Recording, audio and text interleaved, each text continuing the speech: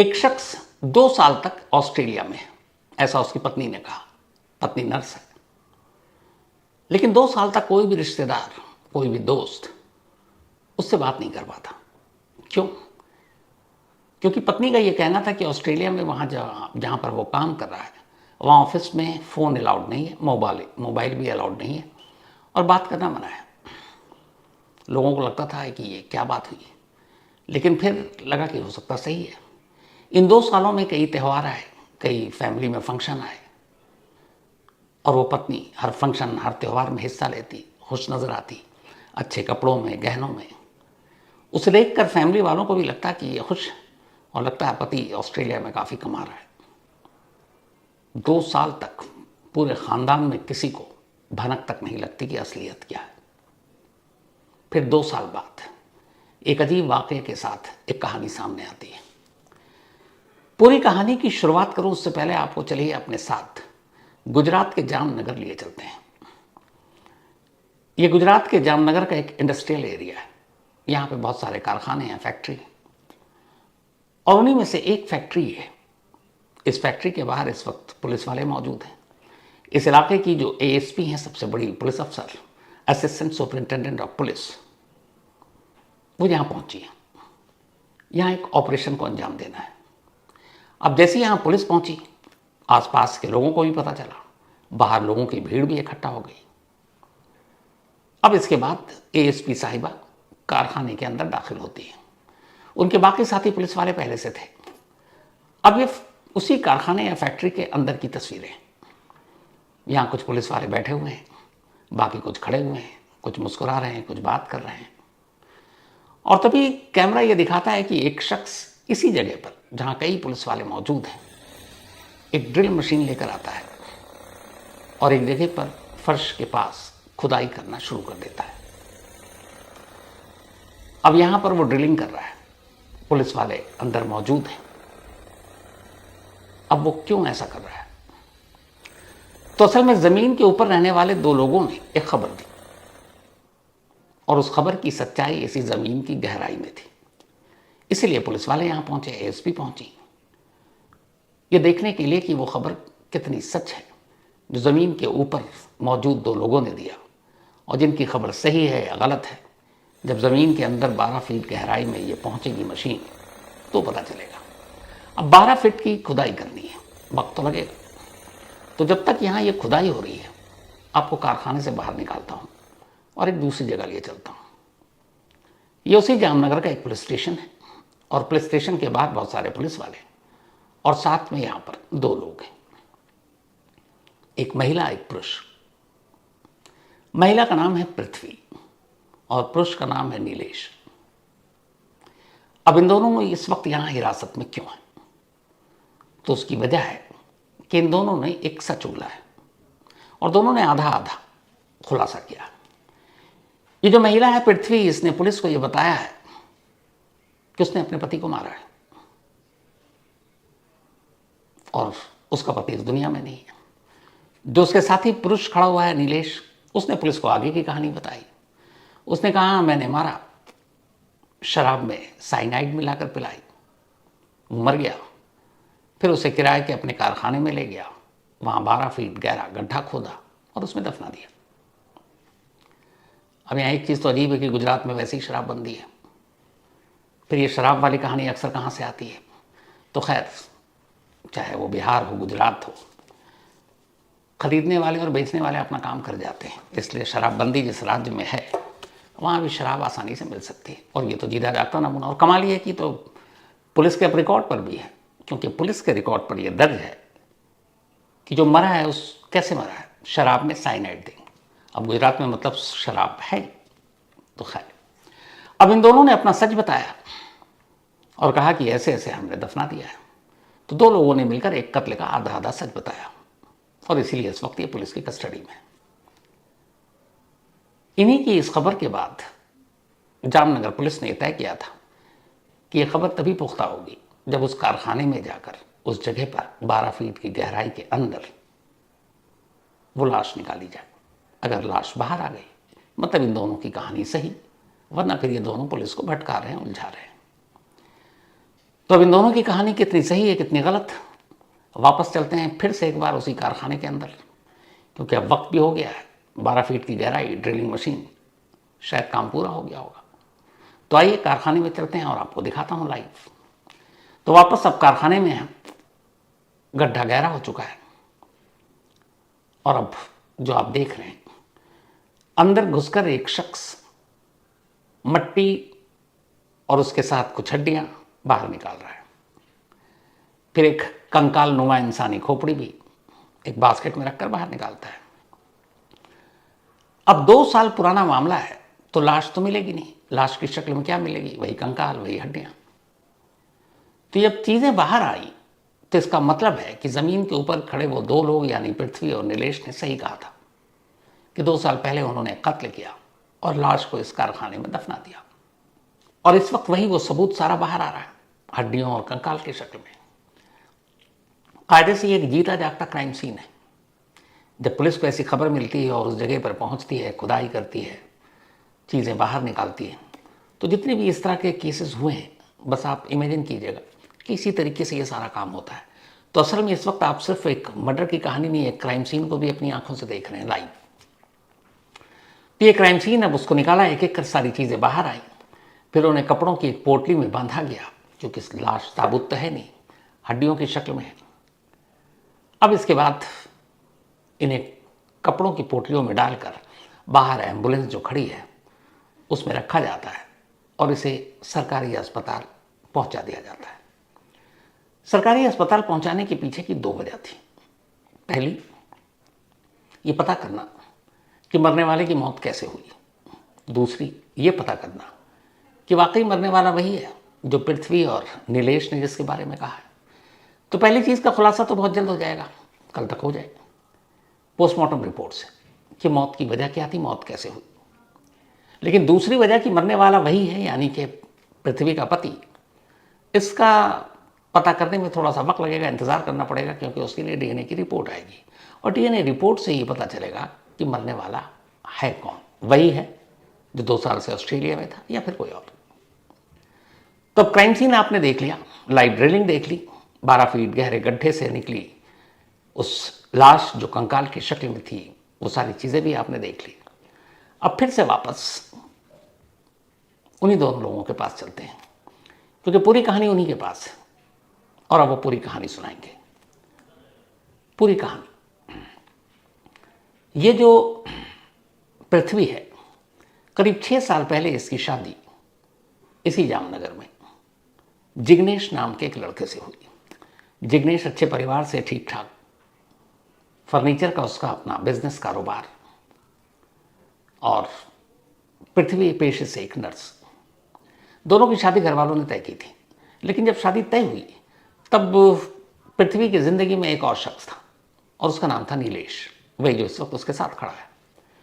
पृथ्वी और नीलेश दोनों एक दूसरे से प्यार करते थे, लेकिन घर वालों ने पृथ्वी की शादी जिग्नेश से कर दी। शादी के बाद वो ससुराल आ गई। कुछ वक्त तक अब वो नीलेश से दूरी बनाकर रखी हुई थी, लेकिन फिर थोड़ा वक्त बीता, फिर से वापस नीलेश उसकी ज़िंदगी में आ गया। अब दोनों गुपचुप तरीके से मिलना जुलना शुरू कर देते हैं। इस दौरान में इधर पति पत्नी में भी झगड़ा होता है। पुरानी मोहब्बत जाग चुकी थी, शादीशुदा जिंदगी में कलह और झगड़ा था। एक रोज इसी झगड़े और कलह की वजह से और पुराने प्यार के पास वापस लौटने की खातिर पृथ्वी ने नीलेश से बात की। उसने कहा कि अगर मैं अपने पति को रास्ते से हटा दूं तो हम दोनों के बीच कोई दीवार बचेगी नहीं। वो भी तैयार हुआ। कैसे? तो दोनों ने मिलकर एक प्लान बनाया। प्लान ये कि एक ऐसी जगह पर जहां कोई शक न करे, वहां जिग्नेश को ले जाया जाए, वहां उसे शराब पिलाई जाए और उस शराब में साइनाइड मिला दी जाए, उससे उसकी मौत हो जाएगी। अब वो इंडस्ट्रियल एरिया, फैक्ट्री, नीलेश ये सारी चीज़ें जानता था। फैक्ट्री में कई ऐसी केमिकल और ये सारी चीज़ें इस्तेमाल होती हैं, तो साइनाइड तक पहुंचना उसके लिए मुश्किल था नहीं। 2 साल पहले पार्टी के नाम पर और बात करने के लिए नाम पर नीलेश जिग्नेश को अपने उस फैक्ट्री में बुलाता है। ये फैक्ट्री उसने कुछ वक्त पहले ही किराए पर लिया था। वहाँ जानबूझकर उससे खूब शराब पिलाता है और शराब में साइनाइड मिला देता है। थोड़ी देर के बाद ही जिग्नेश की मौत हो जाती है। फैक्ट्री सुनसान, कोई था नहीं। इसके बाद वो उसी फैक्ट्री में 12 फीट गहरा गड्ढा खोदता है और उसके बाद उसमें उसकी लाश को दफना देता है। पहला चैप्टर क्लोज हो जाता है। अब दूसरा था कि जिग्नेश को तो लोग ढूंढेंगे, उसके मुलाजिम, उसके रिश्तेदार, उसके दोस्त। वही हुआ। 2-4 दिन की बात तो थी, निकल गई, किसी ने नोटिस नहीं किया। लेकिन जब हफ्ता बीत गया और जिग्नेश को उसके रिश्तेदारों ने न देखा, न किसी से फ़ोन पर बात की, न दोस्तों से बात की, तो लोगों को थोड़ा अजीब लगा। अब वो किससे पूछें? तो जिग्नेश की वाइफ से ही पूछेंगे। तब लोगों ने पृथ्वी से पूछना शुरू किया कि अचानक जिग्नेश कहाँ गायब हो गया। तब पृथ्वी ने कहा कि असल में उसे एक अच्छा ऑफर मिला और वो ऑस्ट्रेलिया चला गया, और ऑस्ट्रेलिया में वो इस वक्त एक जॉब कर रहा है। लोग खुश हुए, चलो अच्छा है, लड़का ऑस्ट्रेलिया पहुंच गया। कुछ दिन ऐसे ही काट लिया इस झूठ के सहारे।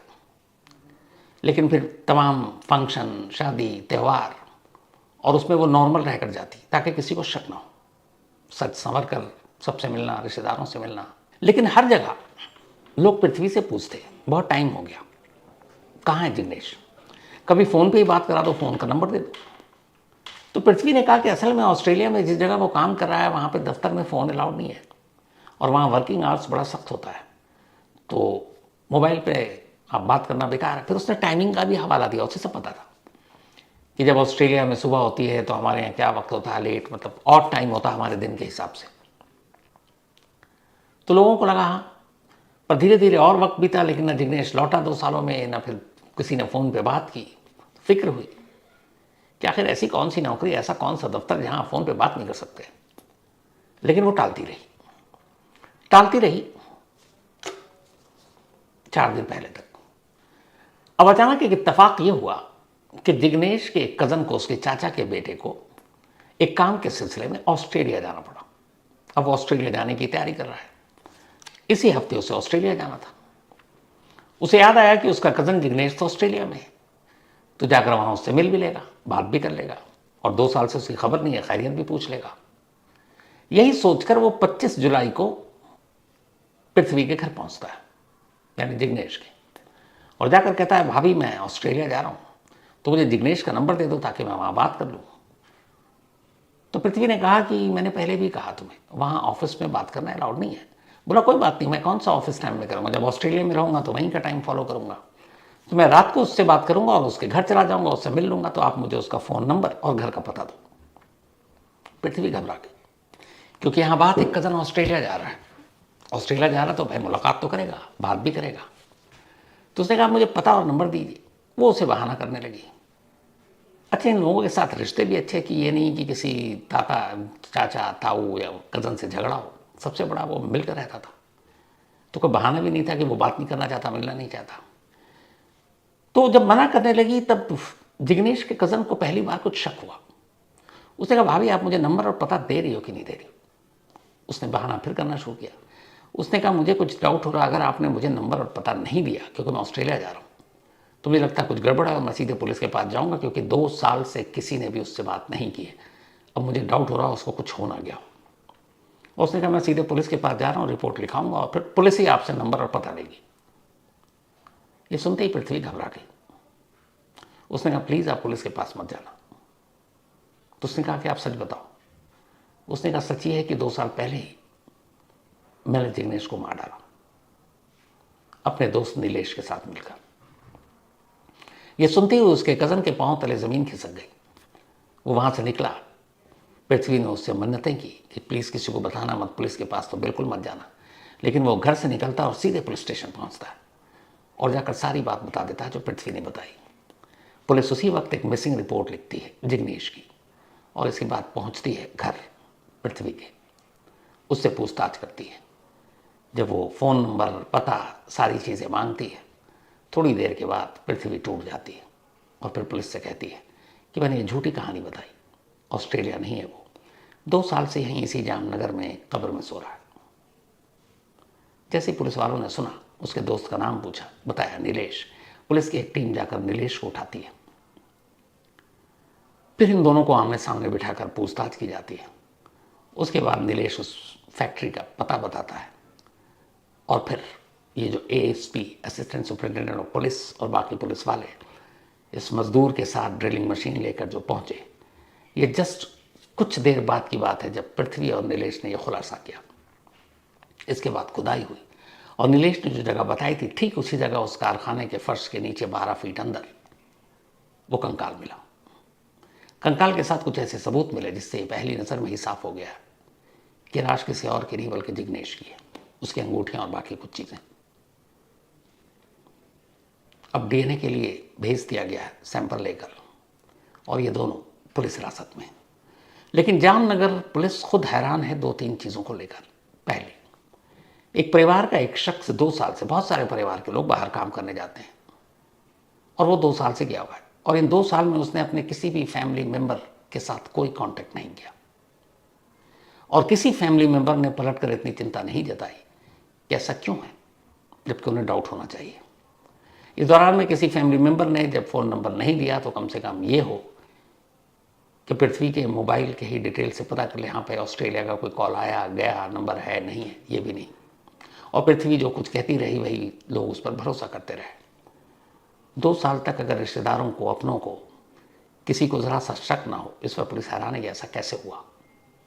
और कमाल यह है कि पूरा ख़ानदान, तमाम रिश्तेदार 2 साल से जिसे मान कर चल रहे थे कि ऑस्ट्रेलिया में नौकरी कर रहा है, वो बेचारा उसी जामनगर में एक कारखाने में 12 फीट ज़मीन के अंदर सो रहा था, मुर्दा बनकर। तो 2 साल बाद इस कड़े मुर्दे को बाहर निकाला गया और अब जिग्नेश की पत्नी और उस पत्नी का प्रेमी, ये दोनों पुलिस की हिरासत में हैं। तो इस तरीके से एक और पत्नी ने अपने प्रेमी के साथ मिलकर अपने पति को निपटा दिया। हालांकि 2 साल पहले 2024 की बात है ये, तो तब भी उस वक्त हमारे देश में ऐसे कई केस सुर्खियों में थे जब पत्नी ने पति या पत्नी ने पति का कत्ल किया। और जाहिर सी बात यह खबर मीडिया और सोशल मीडिया के जरिए जामनगर तक भी पहुंची होगी। और अगर जामनगर में पहुंची तो एक शख्स जिसकी पत्नी कह रही है कि 2 साल से वो जब बाहर गया हुआ है और लोग यकीन कर रहे हैं, जबकि उन्हें उसी वक्त शक होना चाहिए। इसलिए मेरी आप तमाम लोगों से भी एक गुजारिश है, अगर आपके किसी जानने वाले आस पड़ोस में अगर लगे कि अचानक कोई नहीं है, गायब है और किसी से बात नहीं हो रही है और सामने वाली पत्नी या पति बराबर ये कह रहा है कि वो फलानी जगह है, बात नहीं हो सकती, ये नहीं, तो शक ज़रूर कीजिए। सामने ना आकर ही सही, पीछे से कम पुलिस को इन्फॉर्म कर दीजिए ताकि पुलिस अपने पावर का इस्तेमाल करते हुए उसकी जांच कर सके और पता कर सके कि सच में वो बाहर है या फिर किसी गुमनाम जगह पर कहीं लेटा हुआ है लाश बनकर। तो अगर हम सब थोड़े थोड़े जागरूक हो जाएं तो ऐसी बहुत सारी चीज़ों का खुलासा वक्त से पहले हो सकता है और क्या पता कुछ जान भी बच सकती है। तो आज की कहानी में इतनी ही। आमतौर पर लोग पुलिस स्टेशन जाने से डरते हैं, ये आप और हम सब जानते हैं। क्यों डरते हैं मालूम नहीं, लेकिन डरते हैं। कहते हैं कि पुलिस वालों से जितना दूर रहो उतना अच्छा है। 3 बच्ची, 3 लड़की, जिसकी मां ही उसकी दुनिया थी, क्योंकि पिता से बचपन में ही अलगाव हो गया था और अब एक अकेली मां अपनी 3 बेटियों को पाल रही है, तीनों को पढ़ा रही है, एक अच्छा इंसान, एक कामयाब इंसान बनाना चाहती है और तीनों अपनी मां के उस सपने को पूरा करने के लिए बड़ी मेहनत से पढ़ाई कर रही हैं। मां एक स्कूल में, बोर्डिंग स्कूल में वार्डन है। एक रोज मां की मौत हो जाती है। पुलिस से लेकर अदालत तक सब ये कहते हैं कि ये कोई ऐसा केस नहीं है, ये मर्डर नहीं है, तुम्हारी मां ने खुद जान दे दी।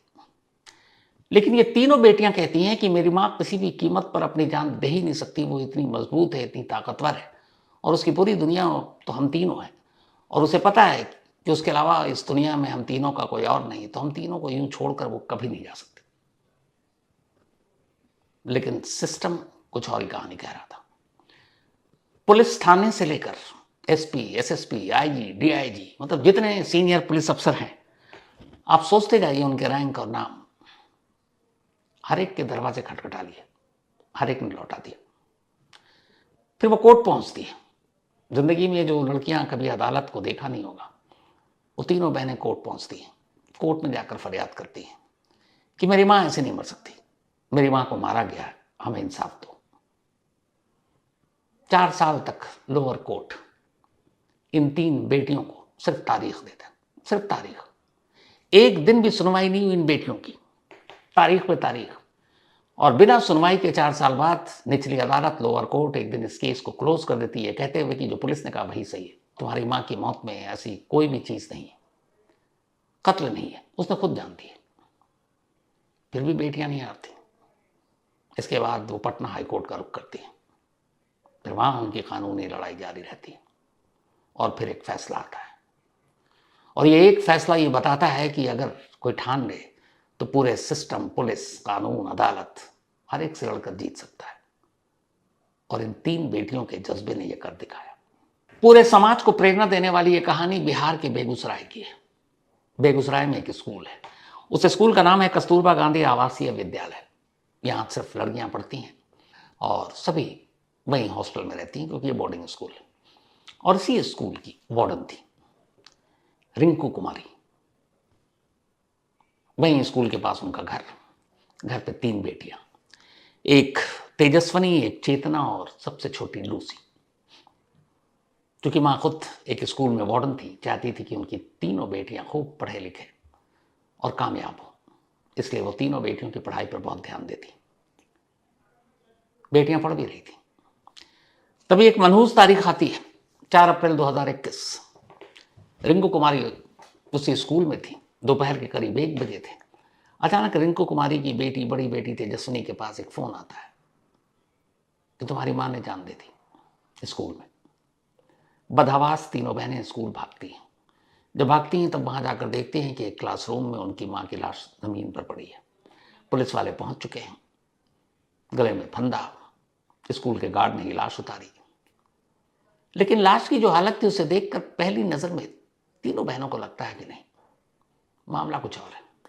जो पहली चीज उन्होंने सुनी कि मां ने अपनी जान दे दी, ये उनके गले से बात उतरी ही नहीं, इसलिए कि उन्हें पता था कि उनकी मां उनके लिए क्या कुछ कर रही है। और उन्हें यह भी पता था कि अगर मां का साया सर से उठ गया तो 3 बेटियां पूरी तरह यतीम हो जाएंगी, क्योंकि बाप पहले से ही परिवार से अलग, और मां भी अगर दुनिया में चली जाए, 3 बेटियों को बेसहारा छोड़कर ये मुमकिन नहीं है। इन 3 का इतना भरोसा था कि हमारी मां हमें छोड़कर मर नहीं सकती। गड़बड़ है। पर पुलिस वालों ने कहा कि तुम्हारे सामने ये देखो, फंदा है, गले में फंदा था, लेकिन लाश उतारी जा चुकी थी। बेटियां फिर भी नहीं मानती। इसके बाद पुलिस वाले अपना काम करते हैं, लाश को भेज देते हैं पोस्टमार्टम के लिए। कमाल ये कि उस वक्त फॉरेंसिक टीम को भी नहीं बुलाया जाता। ये 2021 की बात कर रहा हूँ, तब कोरोना था और कोरोना की वजह से एक तरह से सारे स्कूल कॉलेज तो बंद ही थे, तो इस स्कूल में भी छुट्टी थी, बच्चे आ नहीं रहे थे, 2 गज की दूरी और वो सारी चीजें थी। उस वक्त फॉरेंसिक टीम ऐसे केस में पहुंची ही नहीं। पोस्टमार्टम हुआ, पोस्टमार्टम में क्या लिखा गया कि ये हैंगिंग का केस, मरने की वजह क्या मालूम नहीं, फॉरेंसिक एक्सपर्ट है नहीं, बता नहीं सकते। अब किसी भी एक आम थोड़ी बहुत जो फॉरेंसिक साइंस जानता उससे पूछिए कि एक इंसान जिसे मार कर लटकाया जाए और एक इंसान जिसे लटका कर मारा जाए, दोनों में फर्क होता है। बड़े बड़े जो फॉरेंसिक एक्सपर्ट्स हैं, बहुत बड़े भी नहीं, जो पढ़ाई कर रहे हैं, वो ऐसी डेड बॉडी को देखकर नंगी आंखों से बता देंगे कि ये मामला क्या है। क्योंकि एक आदमी जो खुद से टंगता है और उसके बाद फंदे से झूलकर उसकी मौत होती है, उसके निशान से लेकर बाकी चीज़ें अलग होती हैं। और एक जिसे किसी गला घोंट कर मारा जाए फिर फंदे पर टांगा जाए, उसकी निशान, उसकी बाकी सारी चीज़ें अलग होती हैं। क्योंकि एंटीमोर्टम और पोस्टमार्टम दोनों में फ़र्क होता है। एंटीमोर्टम मीन्स मरने से पहले के ज़ख्म और पोस्टमार्टम मीन मौत के बाद के ज़ख्म। दोनों के रंग, खून के निशान, गले के निशान सब चुगली खा जाते हैं। मतलब एक कोई भी नया नया भी फॉरेंसिक एक्सपर्ट पहुंच जाता, लाश देखकर बता देता मामला क्या है, लेकिन यहाँ तो फॉरेंसिक टीम ही नहीं पहुंची।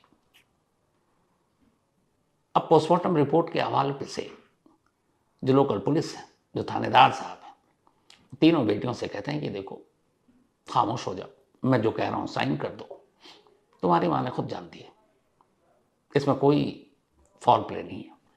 पर बेटियां मानने को तैयार नहीं। उन्होंने अपने तरीके से छानबीन सारी शुरू की। जो पहली चीज शक पैदा कर रहा, मतलब एक कोई भी ठीक ठाक थाना और पुलिस वाला हो, वहीं से वो पकड़ लेता केस को।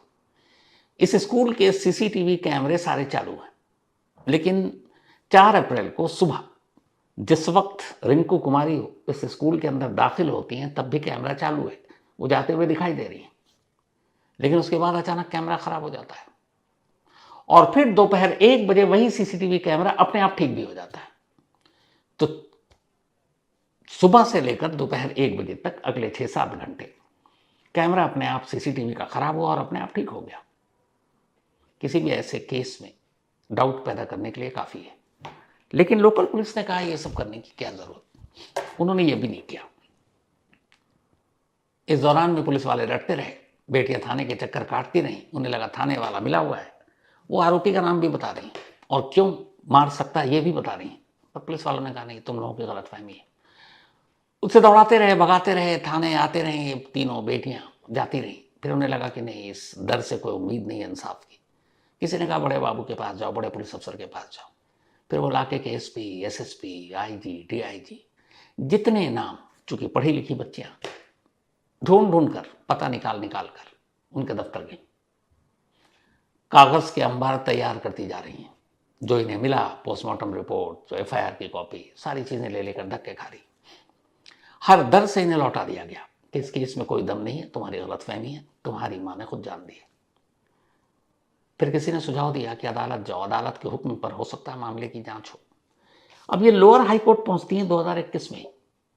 जिस साल कत्ल हुआ उसी के कुछ महीने बाद बेगूसराय के लोअर कोर्ट में ये अर्जी देती है कि मेरी मां की मौत की सही जांच कराई जाए, इसके लिए अलग से पुलिस टीम बनाई जाए।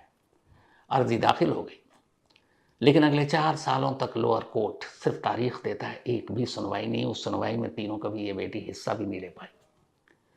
21 से 25 आ गया, 2025 में अचानक एक रोज इन बच्चियों को पता भी नहीं है, लोअर कोर्ट कहता है कि ये केस क्लोज, इसमें कुछ नहीं कर सकते। मतलब जो पुलिस ने कहा कि ये मर्डर का मामला नहीं है, खुद ही जानती है, वही है, केस क्लोज है, इसमें कोई जांच वांच की जरूरत नहीं है। वक्त की बर्बादी है, छोड़ दिया। अब क्या कर। फिर भी तेजस्विनी, चेतना और लूसी हिम्मत नहीं हारी। तीनों बहनों ने कहा कि सिस्टम कुछ भी कर ले, लड़ेंगे तो आखिर तक। इस दौरान में इनकी पढ़ाई भी चलती रही। तेजस्विनी और उसकी जो बीच वाली बहन चेतना, इन दोनों ने ग्रेजुएशन किया। छोटी बहन लूसी अभी ग्रेजुएशन में है, 2nd ईयर में शायद। तो 2 बहन ग्रेजुएट हो चुकी हैं।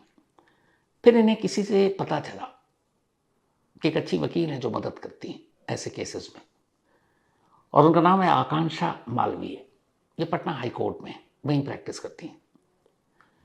तीनों बहनों ने किसी तरह आकांक्षा मालवीय को कांटेक्ट किया और उन्हें अपनी पूरी कहानी बताई कि पिछले 5 सालों से कैसे वो दर दर भटक रही हैं, सिर्फ ये जानने के लिए कि उनकी मां की मौत की सच्चाई क्या है।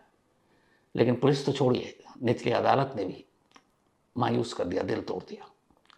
तब आकांक्षा मालवीय ने कहा ठीक है, मैं तुम्हारी इस लड़ाई में तुम्हारी साथी बनूंगी। उन्होंने हाईकोर्ट में अर्जी लगाई। हाईकोर्ट में सुनवाई हुई। सुनवाई होने के बाद इसी साल अप्रैल में हाईकोर्ट ने एक ऑर्डर दिया। हाईकोर्ट ने कहा कि मैं खुद एक आईपीएस का नाम लेता हूं और मैं चाहता हूं कि वो आईपीएस एक एसआईटी की टीम बनाए, और वो टीम अपनी मर्जी से बनाए, जिस पुलिस अफसर को रखना रखें, और वो इस केस की जांच करें और सच्चाई सामने लाए। उन आईपीएस का नाम है आईजी विकास वैभव। ये मगध रेंज के आईजी विकास वैभव। हाईकोर्ट का हुक्म था। आईजी साहब ने एक एसआईटी की टीम बनाई। टीम में अपने हिसाब से अफसरों को रखा और कहा जांच शुरू करो। अब ये लोग जांच शुरू करते हैं। कदम कदम पर एसआईटी की टीम हैरान। पोस्टमार्टम रिपोर्ट में मौत की वजह साफ नहीं। फॉरेंसिक टीम जो शुरुआत में गई नहीं, बाद में जब गई तो फिर उसकी रिपोर्ट उसने अंदेशा जताया, उस पर कोई सुनवाई नहीं। सीसीटीवी कैमरा कैसे खराब हुआ कुछ पता नहीं। अब ये जांच चलती रही। सिर्फ उसके बाद जब ये जांच शुरू हुई, सारी 15 दिनों के अंदर एसआईटी ने खुलासा कर दिया, और एसआईटी ने कहा कि तीनों बेटियां सच कह रही थी, इनकी मां ने जान नहीं दी, इनकी जान ली गई है। और इसके बाद 2 लोगों को गिरफ्तार किया जाता है। उनमें से एक उसी स्कूल का गार्ड जिसने उस लाश को उस दिन नीचे उतारा, और दूसरा एक कौशल कुमार। ये 2 लोग रिंकू कुमारी के कातिल थे। अब सवाल ये था कि इन्होंने कत्ल कैसे किया, क्यों पुलिस ने इन्हें नहीं पकड़ा, क्यों पुलिस ने इसे एक खुद से जान देने का रंग दिया, सीसीटीवी कैमरे की सच्चाई क्या थी, स्कूल में ये लोग दाखिल कैसे हुए। तो जब इस कत्ल का खुलासा हो गया, उसके बाद एक एक चीज़ पुलिस ने पोस्टमार्टम रिपोर्ट, फॉरेंसिक रिपोर्ट, जाकर घटना स्थल का दौरा किया, उसको देखा, बेटियों के बयान लिए। जब सारी चीज़ें ली तो फिर कुछ कहानी सामने आई। पता चला कि उस दिन सीसीटीवी कैमरा खराब नहीं था, खराब किया गया था, और उसे करने वाला खुद उस स्कूल का गार्ड, जिसका नाम है अजीत कुमार, उसने किया था। क्यों किया था? क्योंकि असली कातिल को उस दिन उस स्कूल में आना था, और वो कातिल स्कूल के पिछली दीवार से फांद कर आने वाला था, ताकि कोई देखे नहीं। लेकिन उसे पता था कि सीसीटीवी कैमरा स्कूल प्रेमाइसेस में हर तरफ कैप्चर करेगा उसे। तो गार्ड ने पहले कैमरा बंद किया, फिर वो पीछे से आया, फिर ये दोनों उस क्लासरूम में गए जहाँ कुछ काम कर रही थी रिंकू कुमारी। दोनों ने गला घोंट कर मारा, फिर फंदा डाला, फिर फंदे को ऊपर पंखे से डाला, और इस तरीके से लाश को टांग दिया कि लगे कि जान दी है। इसके बाद जब कौशल कुमार वहाँ से निकल गया तो गार्ड ने दोबारा सीसीटीवी कैमरा चालू कर दिया। अब ये सब कुछ हो गया, लेकिन कौशल कुमार और गार्ड ने क्यों रिंकू को मारा? तो उसकी एक कहानी थी। रिंकू कुमारी के पास कुछ ज़मीन थी जो अपनी बेटियों की पढ़ाई लिखाई, बेहतर भविष्य के लिए रखी थी। कुछ ज़रूरत थी पैसे की, तो उन्होंने एक ज़मीन दी कौशल कुमार को। 15 लाख रुपए कौशल कुमार को देने थे। कौशल कुमार ने वो पैसे दिए नहीं। वो लगातार मांगती रही, वो टालता रहा। फिर वो पंचायत के पास पहुंच गई। रिंकू कुमारी ने जाकर पंचायत से कहा कि इस तरीके से 15 लाख रुपए, मेरी 3 बेटियां, उनकी पढ़ाई लिखाई, भविष्य की बात है। पंचायत ने कहा ठीक है। फिर तय हुआ, पंचायत ने यह फैसला सुनाया कि 4 अप्रैल 2021 की शाम 4 बजे कौशल कुमार पंचायत में आएगा और पंचायत के सामने रिंकू कुमारी को 15 लाख रुपए लौटाएगा। और ये वही तारीख थी जिस दिन रिंकू कुमारी का कत्ल हुआ। 4 बजे पंचायत में पहुंचने से पहले कौशल ने प्लान बना लिया। उसे पता था वो स्कूल जाती हैं, कोरोना की छुट्टी है, बच्चे होंगे नहीं। गार्ड को साथ मिलाया, उसे पैसे का लालच दिया, जाकर सीसीटीवी कैमरा बंद करवाया, गला घोंटा, लाश को टांगा और पीछे से निकल गया। तीनों बेटियां ने जब ये मामला हुआ उसके बाद जिस पे शक जताया था, उनमें कौशल कुमार का नाम था। पुलिस ने कभी पूछताछ ही नहीं की। अब इस एसआईटी रिपोर्ट के बाद एक खुलासा यह भी हुआ है कि उस वक्त के थाने के पुलिस वाले और उस थाने का इंचार्ज, उसका रोल भी संदिग्ध है, कहीं ना कहीं कातिल से मिला हुआ है। अगर सबूत मिल गए तो सस्पेंशन नहीं, इस मामले में तो गिरफ्तारी बनती है। मैंने आज कहानी सुनाने से जस्ट कुछ देर पहले इनमें से एक बेटी तेजस्विनी से बात की फोन पर। मैंने उससे पूछा कि तुम्हें पहला शक कब हुआ कि तुम्हारी मां जान नहीं दे सकती? उसने कहा कि जब मैं वहां पहुंची और मैंने लाश की हालत देखी तब, और उसके अलावा मैं ये जानती हूं कि मेरी मां इतनी मजबूत है कि वो कभी ऐसा कदम उठा ही नहीं सकती, हम तीनों बेटियों के रहते हुए। पर उसने कहा सिस्टम से लड़ना इतना आसान नहीं, लेकिन अगर ये वकील आकांक्षा मालवीय न मिलती, या फिर पटना हाईकोर्ट के स्पेशली जस्टिस संदीप साहिब जिन्होंने फैसला सुनाया, ये ना सुनाते, तो फिर ये मुमकिन नहीं हो पाता। हालांकि तेजस्विनी का कहना था कि अगर यहां से भी इंसाफ नहीं मिलता, जब तक वो जिंदा होती तब तक लड़ती। अब दोनों पढ़ाई कर चुकी। मैंने पूछा कि तुम क्या करना चाहोगे, अब तुम्हारे लिए एक बड़ी जीत है। उसने कहा कि मैं कुछ ऐसा काम करना चाहती हूं जो दूसरों को इंसाफ दिला सके। तब आप इन बेटियों के जज्बे को देखिए। जो काम पुलिस ने नहीं किया, जो काम लोअर कोर्ट ने नहीं किया, जो फॉरेंसिक वालों ने नहीं किया, सिर्फ अपने जज्बे और हौसले से इस देश की 3 बेटियों ने कर दिखाया। जस्ट ग्रेजुएट हुई, पर इनकी लड़ाई एक तो मैंने अभी आपको वैसी सुनाई। 2021 से 2026 5 साल की अगर इनकी आप जद्दोजहद, जो हर रोज कोर्ट जाना, हर रोज अलग अलग पुलिस अफसर के दफ्तर जाना, मतलब अगर आप उसको गिनने बैठे ना तो फिर आपको सही तकलीफ का एहसास होगा। लेकिन इस पूरे केस की सबसे खूबसूरत 2 तस्वीरें थी। एक इन दोनों, खासतौर पर तेजस्विनी और चेतना की बातें, और दूसरी ये पहुंची उन्हीं आईजी साहब के पास, IG Vikas Vaibhav, thank you बोलने के लिए। कई बार पुलिस वालों के साथ ऐसी तस्वीरें देखकर हम जैसे जर्नलिस्ट भी अक्सर हम पुलिस की कमियां ही निकालते हैं, लेकिन ऐसे अफसर जिन्होंने बिन माँ बाप के 3 बेटियों को इस तरह इंसाफ दिलाया और वो पहुंचती हैं उन्हें थैंक यू बोलने के लिए, तो ऐसे पुलिस वालों पर भी गर्व होता है। और सारे पुलिस वाले अगर इसी ईमानदारी से काम करें तो फिर सोचे कि क्या होगा। तो मैं चाहता हूं कि इन दोनों बहनों की बातें सुनिए और फिर वो तस्वीर भी देखिए जो थैंक यू बोलने के लिए गई थी, और इन्हीं के साथ आपको छोड़कर जा रहा हूँ। Thank you so much. बहुत जल्दी आप मदद की, जो मदद की उसके लिए थैंक यू सर। इसके लिए बहुत ज्यादा सहयोग है सर। 5 साल हम लोग किस तरह गुजारे हैं, जिंदगी किस तरह जिए हैं तीनों हम लोग जानते हैं, और आप इतना जल्दी इस केस का खुलासा कर दिए, इसके लिए हम हमेशा आभारी हैं। मेरी माँ का 15 लाख रुपए का कौशल कुमार से लेन देन चल रहा था। जमीन के लिए वो पैसा दी थी, लेकिन ना हम लोगों को जमीन मिला ना पैसे मिले। फिर मेरी माँ जिन जिन से पैसे लिए थे उन सब का जोर पड़ने लगा मेरी माँ पे, तो उन लोगों का फिर मेरी माँ ने कौशल कुमार को कहा कि मुझे मेरा जमीन दे दो या फिर मेरा पैसा लौटा दो। फिर 4/4/21 को पैसा देने का वादा किया था कौशल कुमार ने, और हम लोगों को 1 बजे के दोपहर 1 बजे के आसपास हम लोगों को सूचना आई कि आपकी माँ ने हत्या कर ली। फिर हम लोग जब मम्मी के स्कूल पे पहुंचे, कस्तूरबा और आवासीय विद्यालय पहुंचे, तो वहां पे देखे मेरी माँ का शव फर्श पे लिटाया हुआ है। फर्श पे लिटाया हुआ देखे, और पुलिस प्रशासन और अन्य लोग जो वहां पे फोटोग्राफी किए थे वो सब हम लोगों को दिखाए, तो उसमें देखे कि मेरी माँ का शव गले में 2 फंदे का निशान था, एकदम गाढ़ा करके एक निशान था, और एक जो टांग के गया था उसका निशान था। तो हम लोगों, और फिर घुटने के बल बैठी हुई थी, तो हम लोगों को पूरा विश्वास हो गया कि वो हत्या नहीं किया गया है। और इस चीज के लिए हम हर दरवाजे पे जाके खटखटाए, सबको आग्रह किए कि सर ये आत्महत्या नहीं हत्या है। फिर आयो समरेंद्र कुमार एफआईआर दर्ज करते हैं, और एफआईआर में लिख देते, कहते हैं कि हम जैसा बोल रहे हैं वैसा लिखो, नहीं तो हम एफआईआर दर्ज नहीं करेंगे। इसके लिए भी हम हर जगह पे बोले, लेकिन कोई सुनने के लिए तैयार नहीं थे। फिर हम लोगों को हताश निराश हो गए थे जब हमारे डिस्ट्रिक्ट कोर्ट से हम लोगों को न्याय नहीं मिला, कोर्ट केस को खारिज कर दी थी, तब हम लोग फिर पूरा तरह से निराश हो गए। फिर हमारे यहाँ माननीय उच्च न्यायालय से हम लोगों को आदेश आया, और आदेश में हम लोगों को थोड़ा सा खुशी हुई कि हम लोगों का बात की कोई रखे हैं, और उसमें सबसे बड़ा योगदान हमारी आकांक्षा मैम एडवोकेट हैं हाई कोर्ट की, आकांक्षा मालवीय।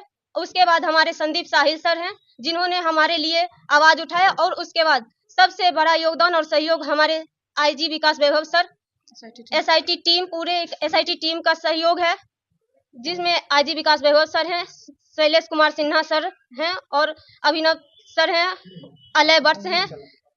बाकी जो भी एसआईटी टीम है उन सब का बहुत बहुत आभार। क्या खुलासा हुआ है, जांच में क्या आया है? जांच में ये हम लोगों को जो उम्मीद थी उससे कहीं ज्यादा मिला है। क्या आया? आप जगह पे हो चुकी है, ये सर साबित कर चुके हैं। उस केस में 2 आदमी का भी गिरफ्तारी हुआ है। उस केस में 2 आदमी का गिरफ्तारी हुआ है, कौशल कुमार जिन्होंने मेरी माँ से पैसा लिया था उसका, और ये गार्ड का, जी सर, गार्ड का, दोनों का अरेस्ट हो चुका है। दोनों अरेस्ट, हाँ, बबलू कुमार, अजीत कुमार बबलू, दोनों अरेस्ट हो चुका है। हमें घटना के दिन से ही कोई संदेह नहीं था कि ये आत्महत्या है। ये हमें पूर्ण भरोसा था कि ये ही है। वो बहुत ही साजिश के तहत ये किया गया है। हमारी माँ कभी हत्या कर ही नहीं सकती है। वो इतनी काबिल और इतनी वो टैलेंटेड थी, और वो निर्मम किया गया। जिस तरह 5 साल हम तीनों बहन तड़पे हैं, आखिर हमारी गुहार को सर तक पहुंचे हैं, और हम पता है, हमें भरोसा है कि हमें न्याय मिलेगा, और हम बहुत खुश हैं। कौशल और बबलू को गिरफ्तारी देके हम बहुत खुश हैं, और हम चाहते हैं उसके तक आवाज जाएगी। हम बहुत खुश हैं उसके इस। पुलिस पहले क्या कहा था? पुलिस समरेंद्र कुमार इस चीज को बता दिया है, क्योंकि वो भी मिले हुए थे। इसमें हमें पूरा भरोसा है कि वो भी मिले हुए थे, क्योंकि उस टाइम बहुत ऐसे एविडेंस थे जिससे पता लग सकता था, प्रूव हो सकता था तुरंत का तुरंत कि ये ही है। लेकिन उसने उसका सब चीज, सारे एविडेंस को समरेंद्र कुमार और उसके साथियों ने मिलके, जो भी इसमें था मिला हुआ, सब ने उस प्रूफ को, सारे एविडेंस को उसने डिलीट कर दिया, उसने खत्म कर दिया। ये उसी टाइम सिद्ध हो जाता कि ये ही है, लेकिन नहीं, उसने दबाते गया है। और हम लोग का बेगूसराय में हर जगह अपना गुहार लगाए, लेकिन हम पीड़ित परिवार का उस समय नहीं सुने। और इतना जल्दी एसआईटी टीम वाले सर ने, हम उसका हमेशा आभारी रहेंगे, इतना जल्दी खुलासा कर दिए कि सच क्या है, क्योंकि हमें पूर्ण भरोसा था यह हत्या है ही नहीं है। हम शुरू के दिन से ही बोले जा रहे हैं। तो क्या लग रहा है कि आप जांच जो सही दिशा में जा रहे हैं? हम जांच से पूर्ण संतुष्ट हैं, और पूरा सही दिशा में जा रहा है, और हमें पूर्ण भरोसा है हमें न्याय मिलेगा। क्या नाम है तुम्हारा बाबू? चेतना कुमारी नाम है। मैं मृतका रिंकू कुमारी की मंझली बेटी हूँ।